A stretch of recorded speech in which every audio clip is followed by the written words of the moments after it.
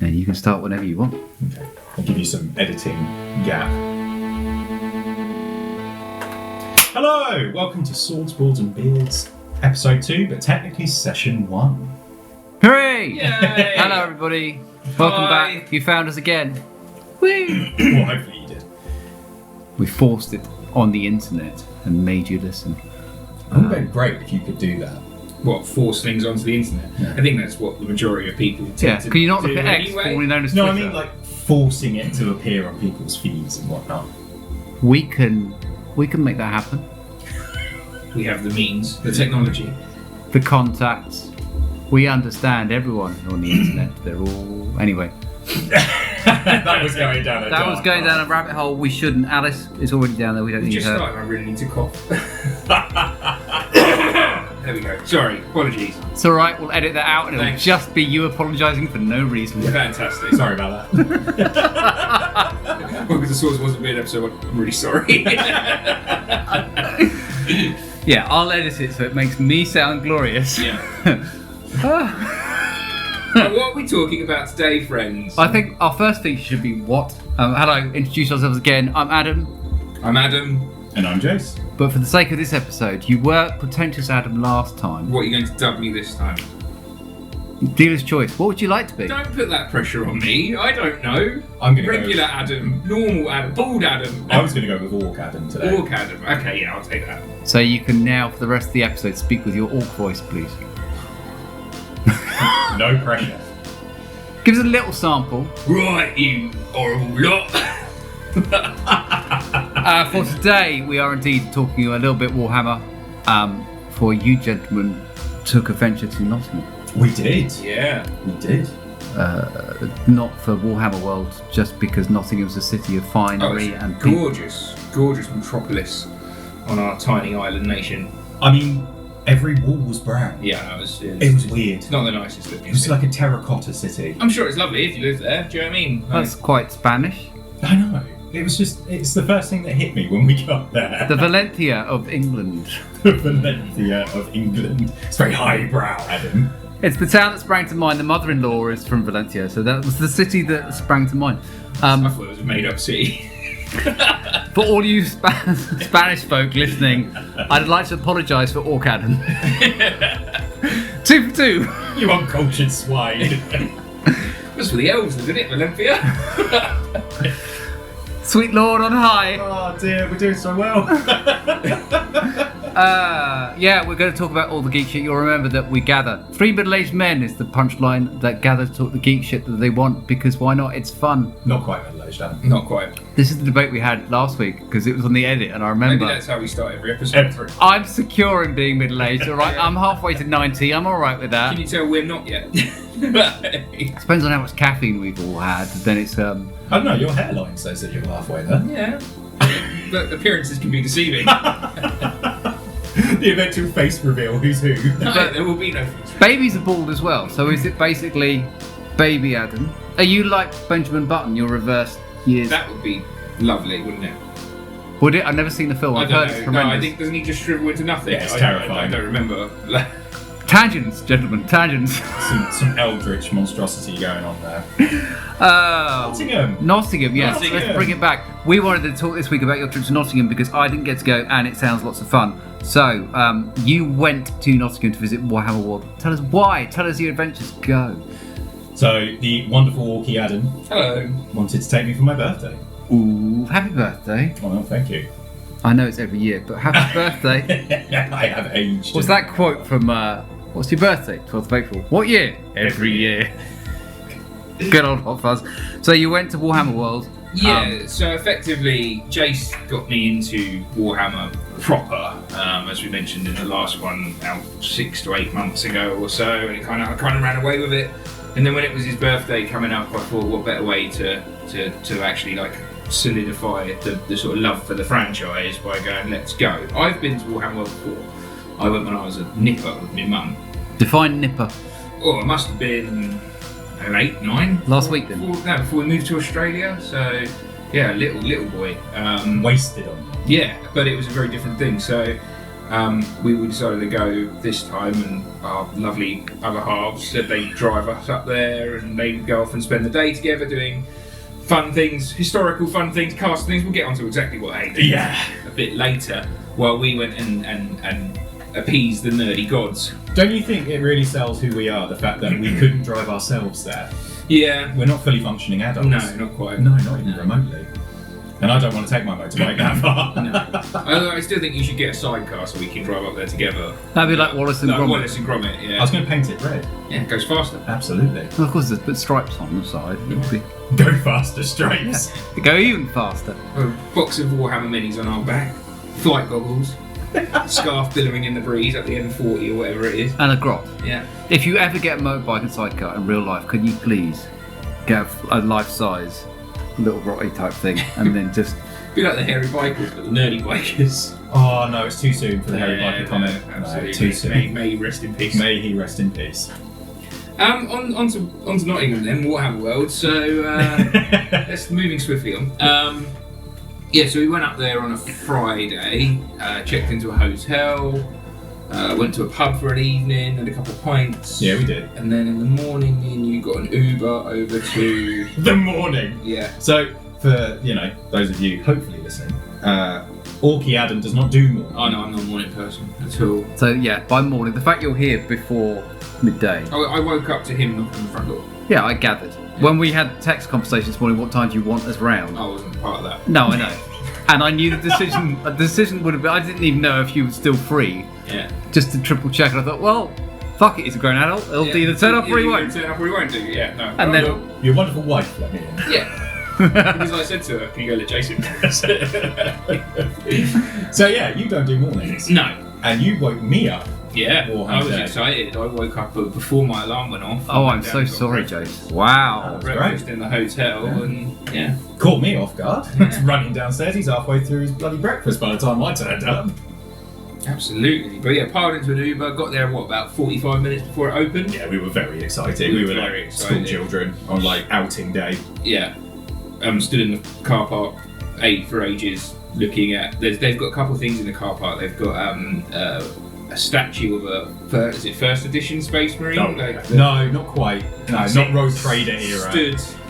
Stood in there, Mono mono-posed, the gun across their chest sort of thing. Which when I went when I was a little boy, they had that out front of the building. Where they had the Stormcast guy. Yeah, they had a Stormcast for this time, but that Space Marine I remember was out the front of the building when I went there before. So he's now sort of to the side of the main entrance, and they have a full-size Rhino. Nice. Oh, the temptation to climb on that. I thing saw the was photograph. enormous. That was you, and I thought I would be jumping up, quickly taking a photograph, and then slipping down before security They came had along. There a are many sign. signs. Oh, I saying, know that. I'm "Please sure do there not are climb many on the signs. Rhino." Do not climb on. Oh, I'm sure. I would be tempted myself. And how hard can it? What was it made of? Was it take your weight? So I was trying to. I said this to you. I was trying to figure Yeah. out if they built a tank or if they got a tractor and built a tank around it. It looks more like they put stuff onto a tractor or something. I don't know. But when I was there, when I was younger, they had the museum part of it was kind of like Madame Tussauds.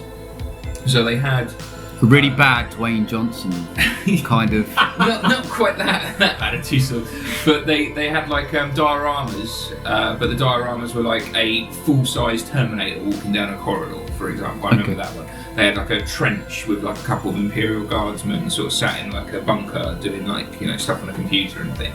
But they were like wax figures, they were like life-size wax figures. That's completely different now. But I think one of the things they had was the Rhino, and they've taken it from their display and put it out the front. So yeah, that was pretty cool. Ultramarines blue, and all the way, all the gubbins on it and stuff. So we were stood out the front waiting for things to open, and people were starting to arrive. I'd already previously emailed Warhammer World and said, look, we're coming up on this day. We'd love to play. Can we book a table? And they said, yeah, you can book a table. We're having a Lord of the Rings tournament this weekend. None shall pass. The annual one. Like the grand tournament for Lord of the Rings. So you might be one of the only people playing 40k there. And I was like, they were like, I hope you're right with that. I was like, yeah, I'm absolutely fine with that. Just the opportunity to get to play at Warhammer World would be amazing. And I sort of kept this as a bit of a surprise for Jayce, because I was like, bring your minis.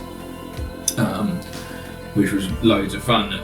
They gave us the they have a table called the mining facility. Yeah, it's a Necromunda table. It's a gorgeous table, but it's not built for 40k. And they said, do you mind having that one? And I was like, I don't know much. I've never disclaimer at this point, I'd never played a proper game of 40k, other than that one I mentioned in the last episode, where it was polystyrene, 2nd edition, hadn't known what I was doing. I never ever played it properly. I'd collected models here and there for quite a few years, picking up, dropping them, having a bit of a paint or whatever. But yeah, getting into it with the Orks was my first proper foray into it. So our first proper game was at Warhammer World, which is quite a very, very lucky, fortunate thing to be able to do. It's I think that's a bit of a milestone for a lot of fans of the franchise. Oh, massively. There and stuff. It was hilarious when we rocked up. So we're bouncing around like school kids. There's the double-headed Aquila on the like office building, and Galmaraz, the Hammer of Sigmar, the comet tails and everything else. And I was like, this is ridiculous. This is so extra. I love it. And then just to top it off, we had like Adam said, we had like 40 minutes to kill. And then there's people rocking up in cars. Are you stress vaping at this point? The first human being we saw when we pulled up in the taxi was Gandalf. Yeah, full cosplay in the boot as of his Gandalf. car. Walking across and stuff, because they'd let the doors open for the tournament goers a little bit early so they could go in and set up their models and pick their tables and things like that. So it wasn't open to the general public yet, but it was open to Gandalf. Yeah, to Gandalf specifically. Yeah, a wizard is never late, so Yeah, absolutely. Oh, it was fantastic. But it's also not early. No, precisely what it means. Exactly. But it was, I'd never been, so I think it's a bit of a shout out to that. I'd never been to Warhammer World before. And you were the guy who started, out of all of us, was the guy that you've been playing since, remind me? I've been playing since I was 11, so 26 years. And your first voyage to Mecca. Absolutely, yes, yeah, functionally, yeah. So I was elated, I was bouncing all over the place. But the witnessing people turned up, and they were coming in droves. And you'd have like some of these guys had like briefcases of like solid metal with all these delicate minis inside. And this one guy gets out of his car and he's carrying a tea tray with one hand. You know, like the TV tables that you sit with the handles on each side that you sit on your lap and you eat your dinner in front of the telly. So you have one of them, but full of minis.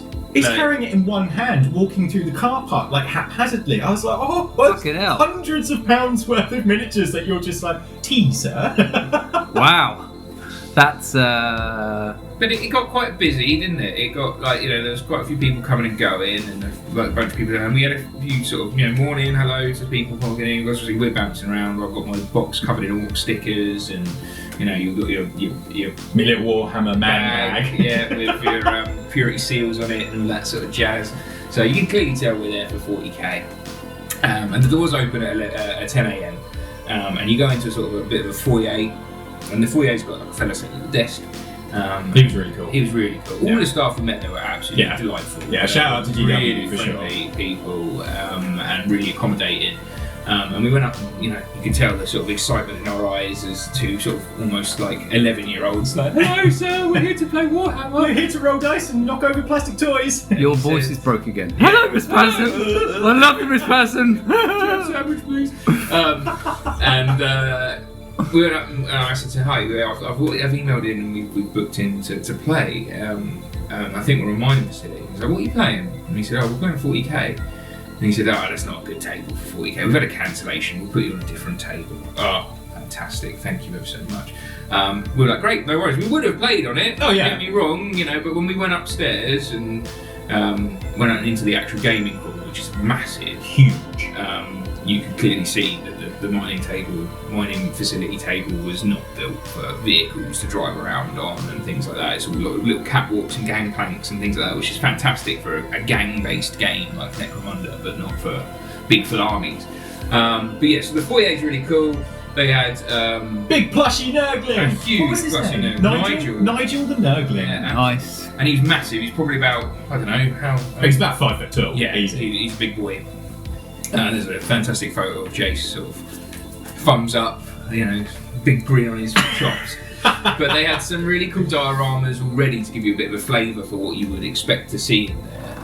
in the foyer. So they had it was like a castle being attacked by Tyranids. Yeah, that was a awesome. bunch of space wolves like holding the line sort of thing. But one of the things they've done really, really beautifully, and this was kind of an ongoing theme throughout all of the displays that we saw in the museum part of it, is they have action poses.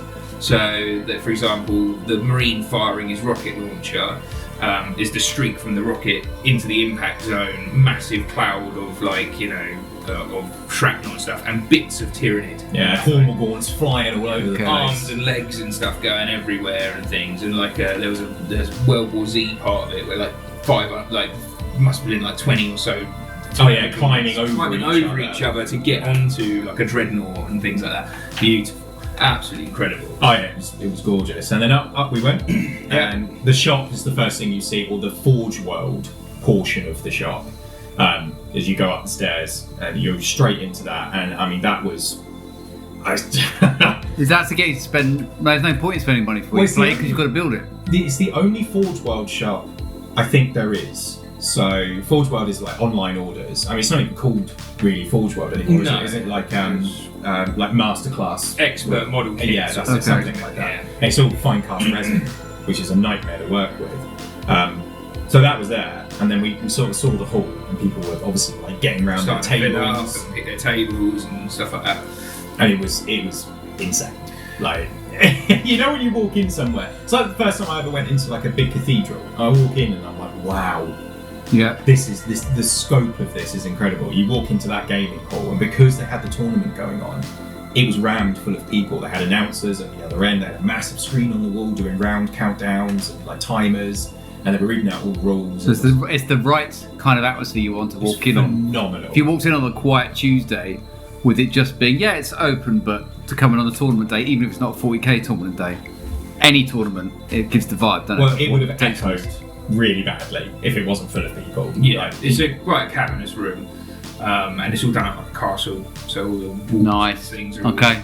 you can Google the pictures of the actual gaming hall and stuff, and it will sort of put a bit of a picture on what we're mentioning here. But what's for a hobby that's incredibly expensive, like, it's nice to know that when you go to Warhammer World, playing is free, going into it is free. The only bit you actually pay to go into is the museum part of it, which we obviously wanted to do because we were there as well. So we got in, walking up the stairs into the shop, and the shop's shaped like an L shape. Excuse me. The sort of longer part of the L is where you enter in, sort of midway through it, and you've got like a bookshop, like the Black Library things. All about one side of it is the fantasy stuff and the Sigmar bits, and no Bretonians. No, and a lot of the Forge World stuff. They had a life-size model of Lurtz, Okay. you walk from Lord of the Rings. Sorry. Oh, Orky Adam. If you'd have said that on that tournament day, you'd have been thrown out. Absolutely. Gandalf would have. Cast me down. Yeah. And then you can go straight through that into the big gaming room, and then at the back of the gaming room is the entrance to Bugman's Bar, which is like the restaurant, bar, cafe part of the Fully themed. Yeah. Fully themed. which is great. And then you can go past a little service desk or the till where you can buy stuff, and there's the entrance to the museum part of it. So we went in, we set up on table 2, we arranged our terrain, we got our models out, we started to draw our cards for what we're playing and things like that, and we began our game. Now, I don't know if Jayce, you want to talk about how that went. It was a great game. It was fantastic. It was a great game. It was fantastic. So, like, firstly, the tables were great. Like, it's fantastic. You had these wonderful battle maps that are fully like the city. What was it? It was like wasteland for us. Yeah. Like desert It was lovely wasteland. because it was the same theme as the bases I've painted on my Orks, so they look great. They look like they were supposed to be standing there. my swampy, nerdy boys did look a little out of place on that thing. But then the terrain's really good. It's fully painted. It's solid resin cast terrain as well, so it's really durable. Yeah. And we had a bit of fun doing player-paced terrain. Like, I have a bit there, I'll have a bit there. It was cool. And then it was Adam's first time using the Leviathan mission pack for actually rules. So you have to draw your cards, and you see what deployment you're getting, what mission you're playing, what special rules you're getting for the mission, blah, blah, blah. And once we'd sort of got set up, we were staring at it, and the deployment we got was like diagonal deployment lines, and there was like a 12-inch gap between our armies. And considering most models can probably cover that in one go, it was like, it's going to be an absolute Close call. bloodbath. Yeah. Absolutely. And it was. It was, yeah. It was. So who was fighting? So armies. Yeah, so list-wise, we had... So your Orks. Yeah, Orks versus Death Guard. Oh, yes. For the Orks, I bought a Beast Boss with 10 Beast Snagger Boys in a truck. I bought a War Boss and a Pain Boy with a blob of 20 Ork Boys. In a Battle Wagon. I had 10 Gretchen sitting on my back line. And Heroes that they were. 3 Squig Hog Boys led by a Knob on Smasher Squig. That was 1,000 points. It was on the nose. I had the Follow Me Lads enhancement on my War Boss, leading the 20 man boys, which gives them an extra 2 inches of movement. And the Brutal but Cunning enhancement on the Beast Boss, which meant that the Beast Boys could fall back, shoot, and then charge back into combat on their turn. That was my... Just to clarify before we move on to your army, for those of you who aren't actually that aware of Warhammer, those words Adam said are words, and they do that mean would make stuff. sense to Because some otherwise, people, yeah. I played the game and I've kind of like, what the actual fuck did you just? Yeah. Yeah, So, no. but that's fine. Oh, you wait for mine. Yes. Yeah. So with that in mind, Google's there to help you for those of you who aren't into Warhammer. But Jayce, tell us about your army. So, Death Guard, all the way. Nurgle-infested Chaos Space Marines. And my army was half the size of Adam's, because it's more of an elite. The same amount of points. Yeah, same amount of points. It was quite funny when we were lining them up on the table before we deployed. That I was like, how many models, Adam?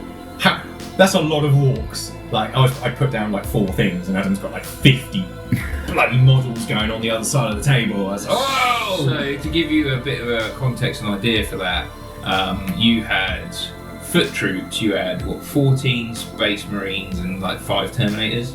Don't call corpse worshipping emperor lover. Sorry, 14 Plague Marines and 5 Blight Lords. Is that right? Yeah, pretty much. That was what was on the floor. So I had 30 Orks and 10 Gretchen. And then So it's characters on almost a top of 1 that. to 3 It's ratio. crazy. So I bought.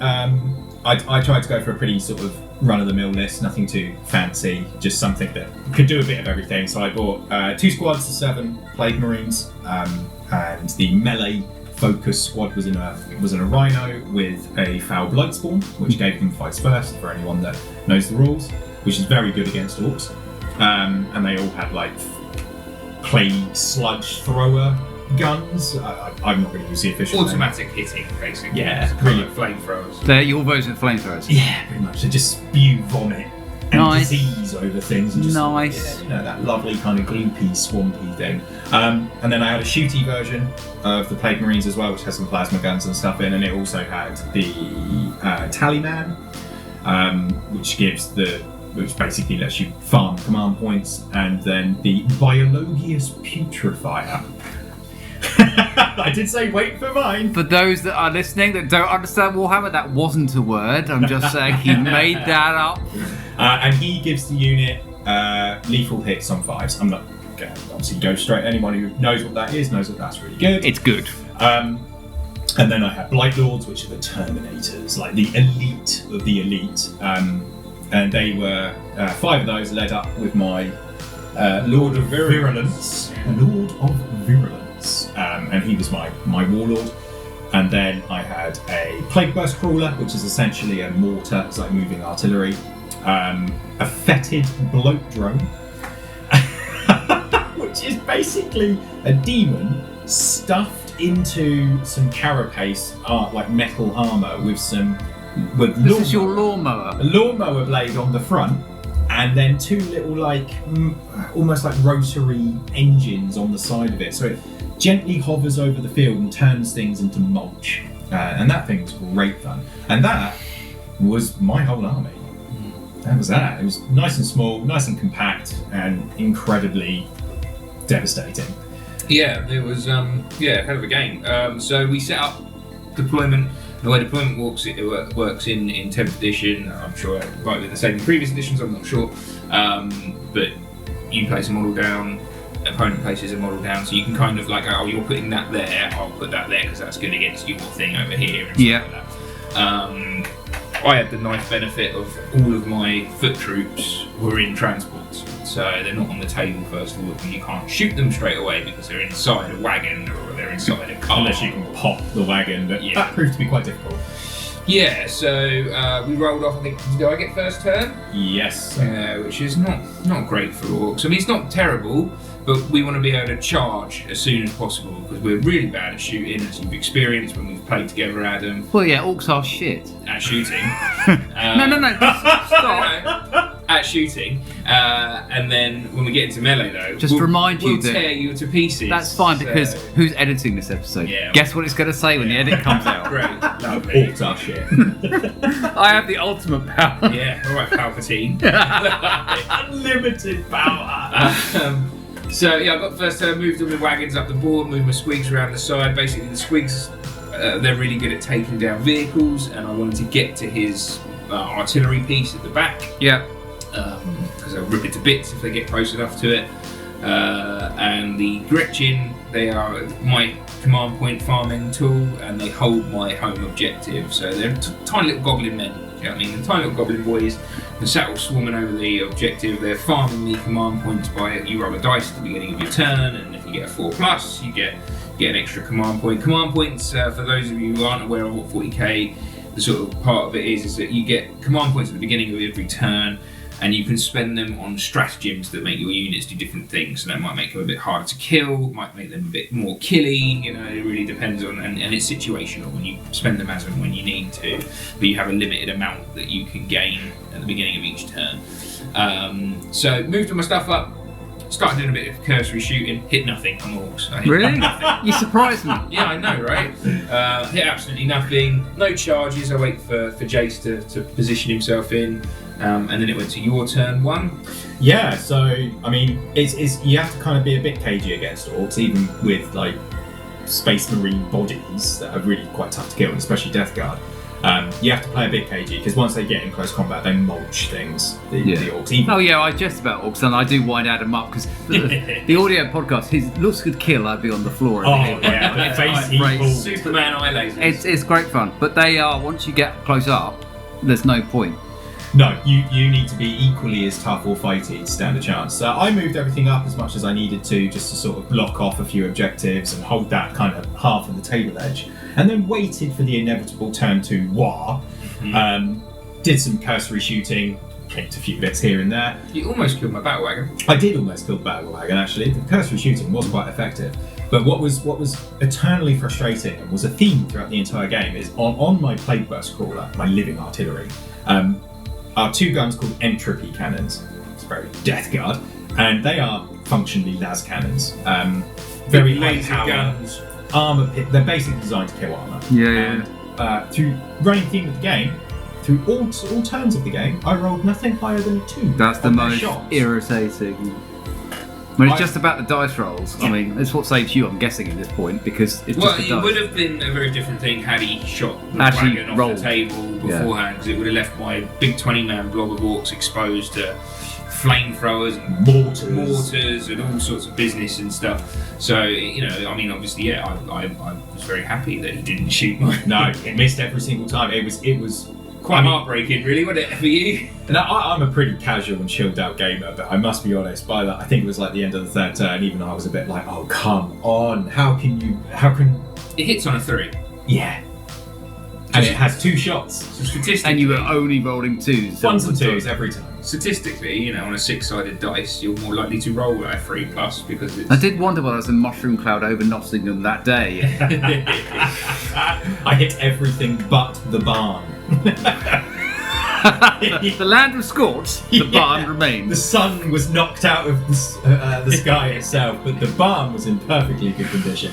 But yeah, so I just moved everything up, got ready for the inevitable turn 2 war, and waited for it to come. And by God, did it come. Did it go? I Yeah. was going to say, did you war in turn 2? Absolutely. So every army in 40k has an army rule.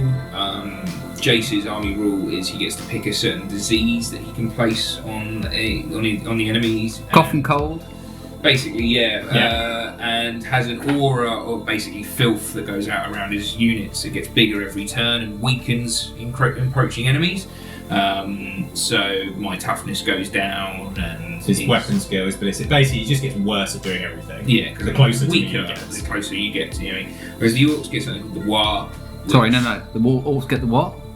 We want to play it up there. The War. There we go. That was quite good. Yeah. There's no other way to say that No, word. absolutely. The Orks get the Or the home improvement. War. We're not going back to Tim Allen this No, week. we're not doing that again. So yeah, turn 2 we had the War, and basically gives the whole army advance and charge. So you can move forward and then charge into the enemy. Usually you can only move forward and then shoot, or move forward and hold. What's the D&D alternative? Remind me. Dash. Yeah, it's like dash. Those of you who play D&D, it's like the dash It's a action. dash action sort of thing on top of a charge action. You get an extra attack on all your melee weapons and an extra strength on all your melee weapons, which doesn't sound like a lot, but when each boy hits, I've got 20 boys, each boy hits 3 times and then hitting 4 times on 20 boys, that's quite a considerable increase, and they go up in strength by 1. Just for those of you listening, that's rolling 80 dice. Yeah. Yeah. So we disembark the Orks out the wagon. You've got really big hands. I do not have really big hands. This is multiple rolls. No, I want people to imagine you now. Oh yeah, like Full, huge shovel looking hands. like a baby and with scoops. This is Big the old, picture. Big old scoop in For there. those of you who want to draw fan art, Orky Adam with scoop hands, like a JCB. you're not the target, but it's just the Horrendous. Some Lovecraftian monstrosity. well, you're a Lovecraft boy, so that's No, fine. Lovecraft. There we go. So anyway, sorry. Yeah, anyway, so disembark 20 boys out of the thing. He immediately overwatches and kills. I think you kill about 7. Kill about The 7. blessed number, I'll have you know. Melts them just with the flamethrowers and things, because they automatically hit. When you overwatch an enemy with a stratagem in the opponent's turn, you're only hitting with your guns on 6s. Okay. Just like to point out that because of his aura of nastiness, all my guns are hitting on 6s because I'm terrible at shooting Anyway. and then it makes me worse in it. So whatever. Run them round the corner. They've got 8 inches of regular movement. Did a stratagem which gives them an extra couple of inches of movement, which we later found out was actually against the rules. Yeah, but 'cause you we're can't- still learning. We're still learning how to play.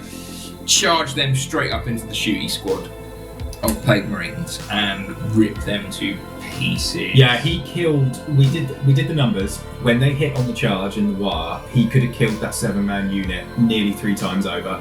It was. I've never seen anything like it. I was Wow. terrified at that point. Yeah. And yeah, that was kind of end of your first turn, wasn't it? Kind of. I got my Beast Boys out of the truck and they charged the Fetid Bloat drone. Didn't get enough of them into base-to-base contact to really do anything to I it, put but it on it top of the tied building. it down. Tied it down, stopped it going anywhere, and the Squig Hog boys ran up round the side and didn't get close enough to get where they needed to go yet. But yeah. Meanwhile, you had your shooty boys get out your rhino at the end of your first turn. No, the melee boys. The melee boys get Yeah, out the ready rhino at the end of your first turn. Ready to hold back the tide. And the wagon was sort of stopping them from getting in past it into the back lines where my squishy Gretchen are sitting on my Yeah. objective. Use the vehicles. That's how I like to do it. Absolutely. Well, the whole game, I had my mortar firing at Gretchen on a back line, Okay. and unbeknownst to me, when you call the War, your Orks get Sorry, when you call the the War. there we go. Can't do it properly. If we're gonna do it, let's do it properly every time. When you call the War, The war, I'd darling. like to War, please. Your entire army gets a 5-up invulnerable save. Basically, that means it doesn't matter what's shooting you, you will always get to defend against it on the roll of a 5 or more on a 6-sided dice.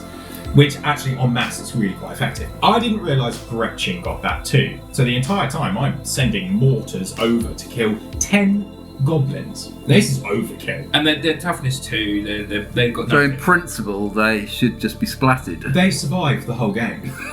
Rocks, baby. I was chipping away 1 or 2 of them a turn. I was pulling my hair out at this point.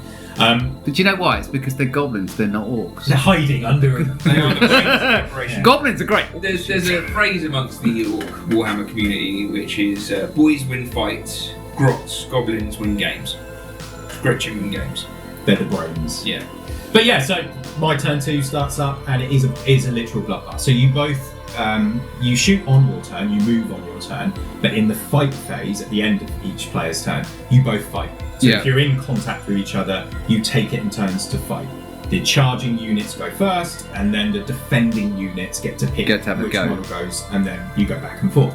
And the fights first rule that the Foul Blightspawn gives to the Death Guard means that they always fight first. Doesn't matter if they've been charged, they always fight first. And I wanted them to see the 20 blob of boys. Well, they did eventually, and they suffered for it. Okay. And by the end of turn 2, Adam and I had both lost over 50% of our army. Wow. It was Just tore each other to pieces. if you could visualise the middle of the table, and we did hit Like in a the middle, scar tissue. just blood and pus and gunk. Fungus. It was ridiculous. And to be fair, that was the running theme from that point forward. But then, essentially, by these sort of turn 3, it was we could see that I was able to have scored more points because my units don't have to stay on the command points on the objectives. They have sticky objectives. They can sit on them, poo on them, and then Move along. And, Good reference.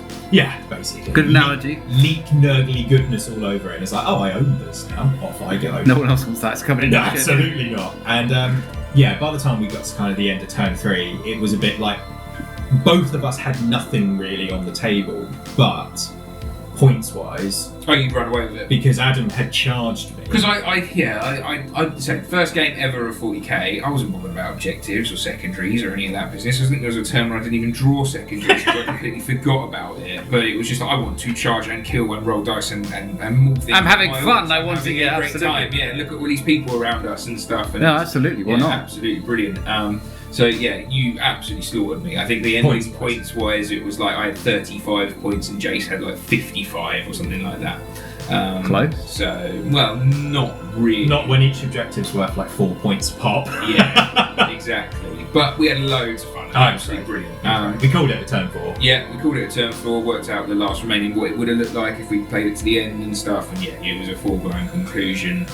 We went and dropped our big boxes of minis with the lovely desk guy at the front. He was really cool. He was like, Bag check. yeah, well, Box no one check, else let's was be doing honest. it. Yeah, he no was- one else thought to no one do else it. thought to do it, but he was like, yeah, I'll look after your stuff, mate. No worries at And all. do they literally have a spot for it, or is it Yeah. just you ask? They're like, we're not going to touch your boxes, put them behind the counter here, open the gate for us to pop in and just pop them behind the thing with him. And he was like, yeah, come grab them at the end. Like I said earlier, Hospitality. Honestly, they're Can't so fault staff. lovely. The people were so lovely. We then went and had lunch in Bugman's bar, that was great. which was really quite nice. It was heaving because of the tournament. And I think they were having a break in the tournament. They were. We picked the worst time. and I think it was 2 o'clock in the afternoon, and it was rammed. Wow. Like every table was taken. And Bugman's bar is big. Like they themed it off Bugman himself. He's a dwarf, so there's a Joseph dwarven Bugman. kind of tavern. Brewmaster. And There's a wonderful bit of wall art on there, like physical wall art. It was an orc head, It cut severed off, head, yeah. cut off with a sword, And the like, sword. like mounted. Oh, like a stag head. Like a Hunting trophy. Yeah, it Nice. was really cool. And there's a throne. And a throne, a dwarven little throne and stuff, and an anvil, and Fireplace. Yeah, It was really beautiful, lovely, really, really cool. Was cool. And we nabbed the table. Grabbed Had some Sani. good grub. Oh, good grub. Yeah. It's expensive. It is expensive. You're but kind of locked in. Got to bear in mind as well that Warhammer World itself is in an industrial state because it's a factory. It's Yeah. where they build the plastic and stuff to send out to people and things globally. like that. So it is a Plastic crack factory. Yeah, it's an industrial state. It's not like a theme park. Do you know Yeah. what I mean? It's not like there's There's the warehouse. There's the bit you punters can come and see. Yeah, you can Absolutely. see it literally in the car park outside the main entrance. There's a big old iron railing green fence, and behind that is the factory where all the lovely expensive. It's like Willy Wonka. Yeah. Nobody ever goes in and nobody ever comes out. That's because no one wants to see how the sausages are made. No, they just want to exactly. eat the sausages. But yeah, no, it was good. The food was great. It is relatively pricey. It's sort of like mid-market. Trapped audience. Sort of. Yeah, basically. Absolutely. But it was good. It was good food. It's filling. There's a lot of it. Yeah. And then the museum. And then the museum. Oh no, before the museum. We checked our phones for the first time in about 4 hours. God, yeah. Okay. Oh no. So our other halves had decided that they weren't going to subject themselves to Watching two middle-aged men that aren't quite Absolutely. middle-aged. Not quite middle-aged. Don't blame them. Don't blame them in the slightest. And decided they wanted to go around Nottingham Castle and do a bit of shopping, and then go and find some like cool restaurants. I think my wife found a really cool donut shop to go to and stuff like that. We looked at our phones and Yeah, my Yeah. other half had messaged me going, I'm in the walk-in. Oh. I couldn't believe it. So she had a bit of a sore ear in the morning, and to cut the long story short, it exploded while they were out. Her eardrum burst, and then they spent the better part of 6 hours trying to get it sorted out. They were in walk-ins, they'd gone to pharmacies. So their whole day in Nottingham was. They got to go around the castle. She suffered through it, didn't she? And went around the castle, which they were both slightly disappointed in. They said because it was more like a palace. Yeah, like a princely estate, rather than an actual castle with battlements and all that sort of jazz. And I think what they were wanting to do was the whole Robin of Locksley, Sherwood Forest, Sheriff of Nottingham style thing, and it wasn't really that. Why a spoon, cousin? Because it's dull you to it, it'll hurt more. Exactly. Okay. But yeah, so they ended up going to the walk-in for ages, and yeah, your other half had quite a serious ear infection. Yeah, bless her. Which we've now found out she'd also perforated her eardrum. Yes. So yeah, she was in agony, bless her, wasn't she? So of course we're sat here at a restaurant eating a pastrami toasted sandwich. Yeah. Lovely Reuben. And I'm sat there and I'm looking at this message and I'm like, oh no. Like genuine, that doesn't come across very sympathetic, but I promise you I was sympathetic. Yeah.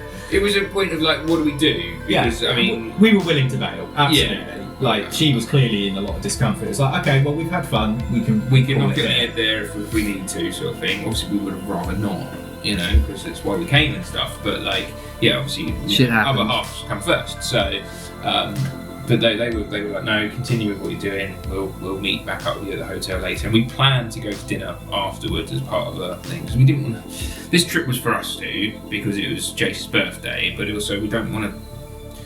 Use them as chauffeurs and that's all. Drag the women folk. Yeah, so I was like, let's go out, we'll pay for it, we'll go out for dinner in the evening, pick a nice restaurant, all that sort of stuff, and we'll have a night of it, sort of thing. But yeah, so we still managed to get that done, which was lovely. We did. But yeah, but going back to what we were going to finish up with Warhammer World, is we finished.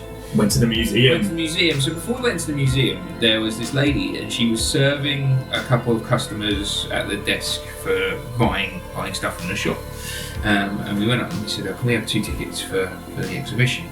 And she sort of out of nowhere just turned around and went, "Do they know about the assassin? Do they know about the assassin?" Of course, Adam and I look at each other going, "What?" There's no context to this statement. I love people like that because they're like, what? But you remember them and they become a story in a podcast. Oh, she was lovely. And my instant reaction was, is there like an actual like mass murderer running around the museum? And it's like, oh, it's your lucky day. Stabbed to the lung. No. No, so the idea behind it is, and they do this every day apparently, and it's a really cool little thing. They have a massive like 2-story tall diorama. It's like 12-foot tall at some point in the museum with like over 5,000. I think it's bigger than 12, but I think it's 3 stories. This thing. Yeah, it's like 5,000 Space Marines on it, and this huge like battle scene and stuff. Somewhere every day they place one of the 4 Imperial assassin models. Okay. Hidden in this diorama somewhere, and the first person to find it and take a photo of it that day wins that miniature. Nice. Where's Wally? Yeah, basically. Where's Warhammer? Effectively. So they were like, yeah, if you find it, take a photo of it, we'll give you that model. Which is really So cool. hang, pause. What if someone's found it? So they just sent you on a wild goose chase? Well, they said no one's found it yet today. Uh-huh. So, and when we went up to the counter later on and we were buying our stuff and we were talking about things, and we mentioned something about one of the guys who was in the stock room behind turned around and was like, have they found the miniature? Am I getting this out? And we were like, no, we haven't found it. We spent ages. We must have spent about 45 minutes. Yeah, easy, looking for it. And to give you an idea, that this diorama was, like, it was one of those things where you look at something and you're like, that's really cool. And then you look at it from, like, 2 degrees to a different angle and, oh, that's really cool. You can as well. see more. You could be there for 2 hours and not see everything. So and this is just one diorama. It's unbelievable. To give you an idea of the sort of scale of it, was if anyone's been to Harry Potter World, and at the very end of Harry Potter World, there's this really lovely moment where you walk around the corner and there's the scale model of Hogwarts Castle that they built for the film, and it's playing the music. I remember the first time we went, I think, quite a few people were like crying and stuff as they walk around the corner because it's just like quite majestic, do you know what I mean? And it's the lighting and stuff like that. This diorama was roughly that size. It was absolutely massive, covered in Space Marines, covered in chaos. It was Khorne, wasn't it? So bloodletters and giant forge fiends and all sorts of stuff all wandering around it. And there's Marnius Calgar, the chapter master of the Ultramarines, fighting a greater demon on the very top of this squaring off to a bloodthirster at the top of a tower. It was really cool. Really cool. Nice. But they had each, the way the museum set up is each room is set up for a different part of the hobby. So, obviously, we're 40k fans, but the first thing we went into was Age of Sigmar first? No, Horus Heresy. Fantasy first, Bretonnians. First diorama we saw was the new Old World stuff they were bringing out. So, Old World is the re-release of the fantasy Warhammer stuff that was around way back in the day. First stuff they released. And yeah, it was a massive castle being held by Bretonian knights, being held by Kemrian tomb kings, which are basically like Egyptian thief skeletons, mummies and stuff. Yeah.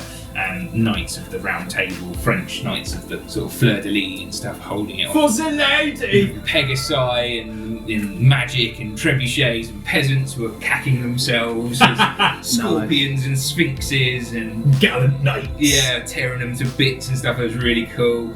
What was after fantasy? Then it was Horus. Then it was the Horus Heresy. Yeah. So, and then as you went around the corner, there's a display for each of the army with like a pristine painted models of that faction. A little bit of history around it. There's this massive Ossi Arch bone that was cool. Like castle, which was all like various different levels, and you could see underneath it and into catacombs and things like that. It was fantastic. That was very, very cool. Very, very cool. Load of Sigmar stuff. I'm not super clued up on the Sigmar stuff, but every army was represented. They had a huge Nurgle castle, didn't have all the demons all spitting out of it, and that was very sort cool. of coming all through the sort of the trenches and like moat and things. It looked amazing. And then we went into the Horus Heresy. Horus Heresy is a really popular system. Yeah, I really like Horus Heresy. I don't like it. Controversial. I'm not a fan. It's Space Marines versus Space Marines. Yes, but it's for. I mean, you're new. The most I'm beige new to of games. It's more the fact that what is attractive about Horus Heresy is, yes, functionally it's Space Marine versus Space Marine. There's AdMech and there's Astra Militare, and that's not what they were called back then. The Solar Auxilia. Guess which one of us is the geek of the and all of that. And I think the reason it's so popular is because it's the 7th edition rules and before. So when 8th edition dropped, they completely revamped how 40k worked. Gone are the blast templates, gone are the armor facings, gone are the contested weapon skills in close combat. All of that was completely stripped, and they did that whole simplified version of the game to speed it up. And I mean, I'm a big fan of it. It's far more user friendly than it's ever been. But a little bit of magic was lost, I personally feel. And those people like me that felt that, Horus Heresy was then released with that in mind. So it's all 7th edition rules. You've got armor facing back, you've got scatter die for all your artillery bombardments and stuff. And you know, if you're on a real, you know, if you're into your bolter porn, then yeah, Space Marine versus Space Marine. What can go wrong? But it is the beige of fighting. Yeah. It's interesting to a degree from someone who likes the 40k stuff, not really bothered about the 30k stuff so much, but it's interesting that you see the chapters and where they come from and now and the Primarchs and stuff. You know, and it's like there they are in model format and things like that, which is really quite cool. And yeah, there was loads of that, wasn't there? There's loads of Horus Heresy stuff, like more so than I would have thought. But you know, it's clearly got quite a big following. And it's quite you know, almost on part of the Age of Sigmar sort of stuff. Yeah, definitely. Then we went to the 40k part. Orktown! Orktown was there. Orktown was one of my favourite displays, and it was literally like a Black Hawk Down style thing, where like a crashed Valkyrie, with a bunch of Imperial Guard. Sort of in defending it. Well, hundreds of orcs are swarming in from all around on their war bikes and their trucks and things, all coming in. You know, there's a convoy of chimeras coming to rescue this squad. There's literally like planes and helicopters and all this of orc scrap all coming down from all directions. The one picture I didn't take. I didn't take it either. I think I was all just like, this is amazing, and then just let's move on to the next thing. But the way the 40k stuff was set up was quite well done. So the first part was all Imperial stuff. This is all like parades of Imperial Guardsmen. Yeah, that was cool. Loads of Space Marine stuff. Like there was a really cool Sisters of Battle one where it was like them holding a cathedral against like a demonic incursion, and all these like Chaos Space Marines and stuff were turning up, or Sisters are flaming them down and stood in their pulpits with the light of the Emperor shining through the stained glass windows. Are gorgeous. Yeah, that one was very, very cool. I can't quite state how well painted and well designed these models are. They're not just like when we play it and we get them out of the box and we stick them together and stuff. They dynamically pose literally every single one of them. Fully kit bash. So they look perfect. They look like they're doing the actions they should be doing, and it's so well done. So yeah, and then it was all Imperial stuff. Then it was all the Chaosy stuff. Then it was all the Xenos stuff. Xenos stuff was like was my thing. So Orks, of course. And you saw your first manta ray. Saw my first manta ray, which is the biggest miniature the Citadel do for the Tau. It's about the size of this coffee table. And what was hilarious is Adam's looking at it like, that's really cool terrain. I was like, no, that's a model. No, you can play that. You can play that. You can't lift it up because it is literally the size of this coffee table. But like, yeah, it's an actual model, which is insane. And then it finalised with this huge. And the Titans. Oh god, yeah, massive, absolutely massive. Like. Yeah, and it was just amazing, wasn't it? Yeah, it was really, phenomenal. really absolutely cool. Phenomenal. It was a wonderful birthday gift. Thank you, Adam. It's all right. It was quite. We stood there, right, looking for this assassin in this huge diorama, and half of us is sort of like, "Whoa, this is incredible." The other half of us is going, "God, I hope your other half's all right." I hope the girls are okay. Like, this is. Yeah, but have you seen it yet? Yeah, that's really cool. But are the girls okay? Like, it was. Yeah, it was a bit of a weird one. So we were like, right, let's try and wrap this up then. So we then went into the shop. Spent a ton of money. Yeah, so as I say, it's like shaped like an L shape, and one half of that L is all 40k stuff. Fantastic. That speaks volumes. Yeah. Because if over half of the shop is the one particular game. Oh yeah, absolutely. I mean, and it's their most popular setting. It's what brings in the coin, and it's what most people play. I mean, arguably, Sigmar had such a bad start, and when they killed off Old World and they Sigmarized Fantasy Warhammer, the reception that it got was absolutely dire. It's quite mixed. No, it was dire. I'm not even getting into words. It was absolutely dire. I remember it happening. I remember being absolutely heartbroken that my beautiful Bretonians had vanished off the face of the earth and been replaced by Fantasy Space Marines with the Stormcast. Really cool models though. Oh, gorgeous. Age of Sigmar has the best model range. Yeah, their models are stunning. Every time, because we now watch like the reveals and stuff, and they do it at various different shows and things like that, and they'll show like new 40k stuff or new 30k stuff and be like, yeah, it's cool. Look at this, cool. There's a new Space Marine or whatever, it looks amazing, really cool. And then Sigmar go, hold my beer, and you look at the Sigmar miniatures and they are just incredible. Yeah, they're the sculpts and things, and the detail and the way they look, it's beautiful. Absolutely exact. Painter's wet dream. They are gorgeous. Absolutely gorgeous. Then we spent a crap ton of money in the shop. You were saving up all your birthday money, and I'd taken some money out of my savings to buy stuff. And just to remind, we are adults, I promise. Yeah, absolutely. We bought a few bits. I bought 10 flash kits and 3 killer cans, and the new model of Uftak Black Hawk, which is an Orc war boss with his Squig Princess, which is a lovely piece of modelling. It's a gorgeous model. And you bought... I bought some Death Shroud, and the fitting Blight Hauler, and a fetid Bloat Drone. And again, they're all words that are real words, people. Yeah, absolutely. And some Nurglings. And some skulls. And some skulls, a box of skulls. Box of skulls, of course. Yeah. What does every birthday boy need but a box of skulls? Yeah, absolutely. What's in the box? And then we ran away. And then we ran away. We met the girls back at the hotel, dumped our stuff. Got some grub, went out for dinner, which was nice. Came back, went to the bar for a bit. Yeah, it was good. Got up in the morning and drove back to Pompey, back home. Very good. Yeah, it was a really nice weekend. It was a lovely If weekend. you do get a chance to go to Warhammer World and you're even interested in it from even like a hobby perspective or just a museum perspective, it's worth it. Yeah, it's definitely worth it. It's amazing. It's think of Legoland and Harry Potter World mixed together effectively, but for men who like little toy soldiers with huge guns. Men's like us. Men's Yeah. like And us. girls like And girls us. like us, yeah, absolutely. Very nice. Anyone like us, really, who's into that sort of thing. Highly recommend it. Really cool. Lord of the Rings tournament was awesome. Yeah, that They was very cool. recently posted the results on the Warhammer community webpage, so you can see a few of the armies that we were sort of stood alongside and stuff. Smaug was amazing. Yeah. And what was the other part of it I wanted to mention as well? There was something else. I don't know, Adam. I'm not in your brain. No, sir. you're not in my brain. No, never mind. Anyway, Can't have been that interesting. no, it can't have been. So that was our trip. It was. Very good. Thank you for listening to our trip. I suppose. No, I've vicariously now gone to Warhammer World, so that's. Oh, we should definitely go again. No, I'm Sure. very much up for going. It's one of those places where you kind of.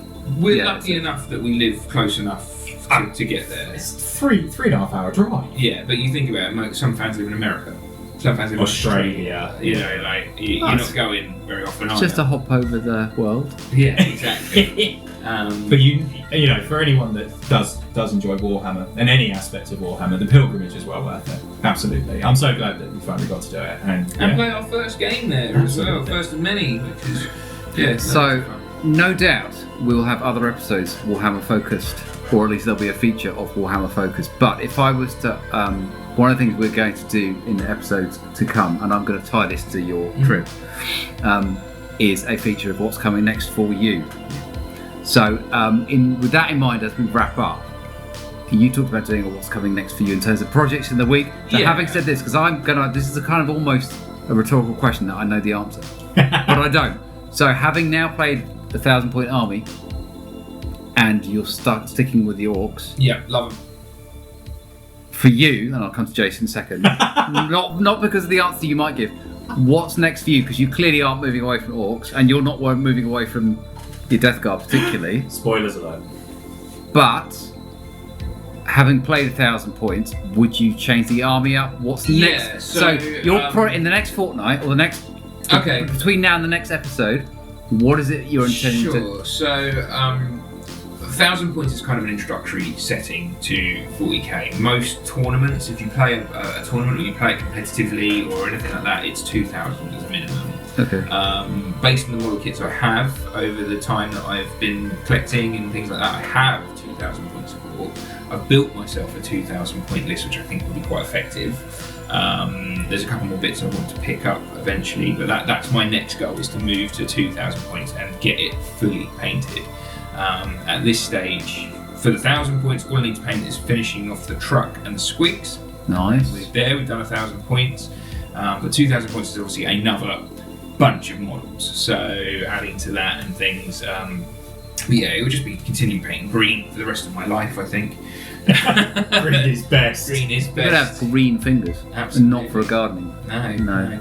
But that's my next thing for my Ork army, is to continue and adding to it. So I eventually get to 3,000 points. At that point, I want to get the big centerpiece model, which is Gazkul Mag Fracker, who is the Ork Warlord, absolute beast of a mini. But I wouldn't want him leading anything under the maximum amount you could take. Do you see what I mean? Like a 3,000, 4,000, 5,000 point army. He's the boss. Ork. He's the prophet. boss. The prophet of the wild. Whoa. So.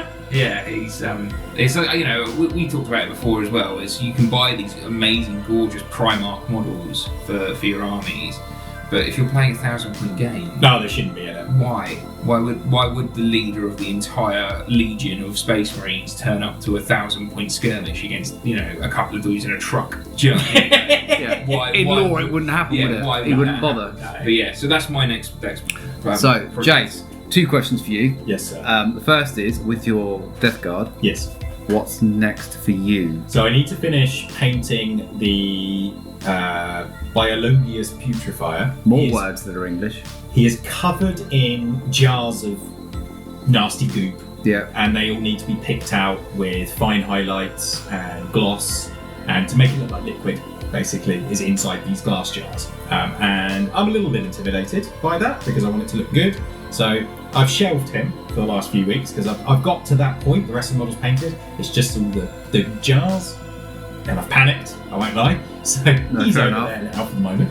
I just need to finish off painting him, and the tanks. They And that's your 1K army done? Yes, for them. And then moving forward with that is basically just more tanks, more Plague Marines, some Death Shroud, the nasty Terminators with scythes, and more flying lawnmowers. This Death Guard army. And that's the plan for that's the strategy you want to take with your army, is the lawnmowers. Yes. The lawnmowers are great. They're really effective. I like turning orcs into freshly mown grass. It is very satisfying. They're very good at it as well. They are very good at it. But half the price this week, what's your new purchase? Well, I did a bit of a thing. So, for those of you listening that are sort of been in the Warhammer verse for a while, you will know that what I'm about to say might come across as traitorous, but I may have purchased some fishy, hooved Space Warriors and bought the Tau.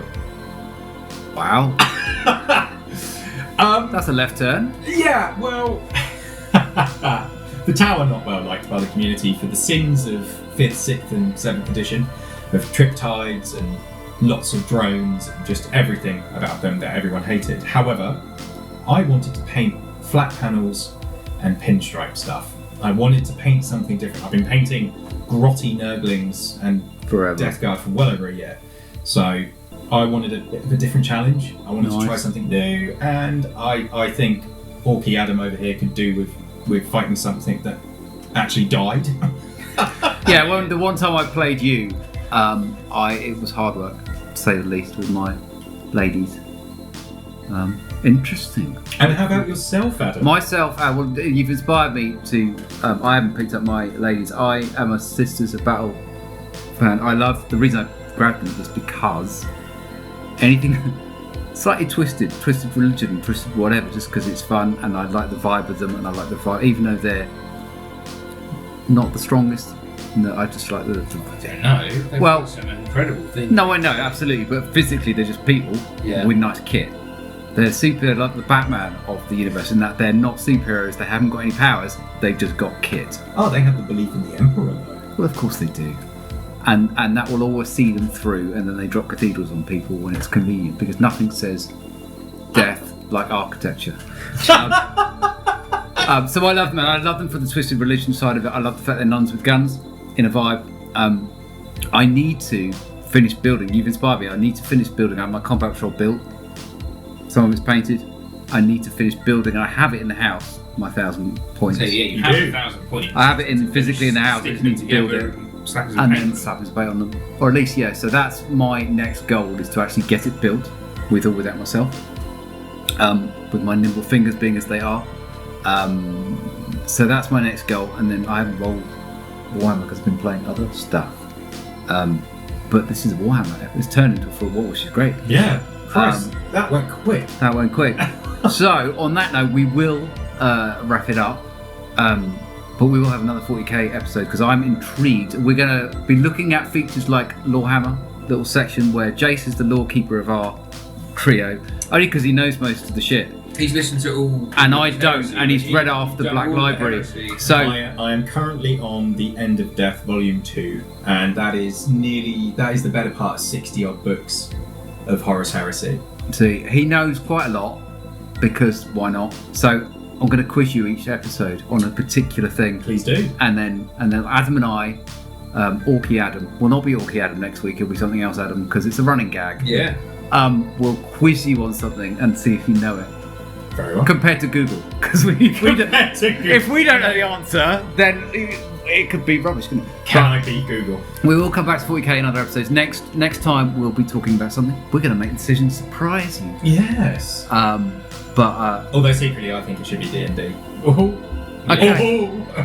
That's he's got a vote for D&D. Adam and Adam will decide between ourselves. Yeah, sure. Whether we agree with. Well, if you pass the question, we'll do the Lorehammer bit at the beginning, and then depending if you actually are correct by Google, then we will let you talk about D&D. Fantastic. Fantastic. But genuinely, gents, thank you, because I vicariously travelled with you while you were texting and saying, "Our wife's sick," or whatever, and all the rest of it. But to actually hear about the story and the battle report was fun. So if you're interested in stuff, post comments, do all that kind of stuff. Like and subscribe, because why not? It's funsies. As was this podcast. And for now, gentlemen, it's been a pleasure. Yeah, likewise. Thank you very much. Farewell. Fuck it, we're done. Cool. Love it. Love it.